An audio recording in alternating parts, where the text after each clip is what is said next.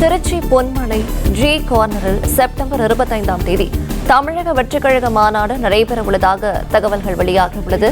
கூடுதல் விவரங்களை நம்முடைய செய்தியாளர் கலைவேந்தன் வழங்கிட கேட்கலாம். கலைவேந்தன் வணக்கம். இது தொடர்பான விரிவான விவரங்கள். வணக்கம். தமிழக வெற்றி கழகம் என்ற பெயரில் அரசியல் கட்சியை தொடங்கிய நடிகர் விஜய் கட்சி வளர்ச்சிப் பணிகளை தீவிரம் காட்டி வருகிறார். வரும் 2026ஆம் ஆண்டு சட்டசபை தேர்தலில் கட்சியின் இலக்கு தேர்தல் தான் கட்சியின் இலக்கு என அதற்காக 2 கோடி உறுப்பினர்கள் சேர்க்க வேண்டும் எனவும் அறிவித்திருந்தார். இந்த நிலையில தமிழக வெற்றி கழகம் பெயரில் அரசியல் கட்சியை தொடங்கிய நடிகர் விஜய் வரும் செப்டம்பர் 1ஆம் தேதி முதல் 26ஆம் தேதி வரை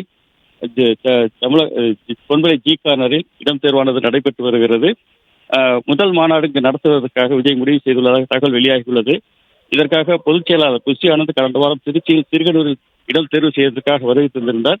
ஆயினும் தற்போது திருச்சி பொன்மலை ஜி கார்னரில் மாநாடு நடத்தப்படுகிறது.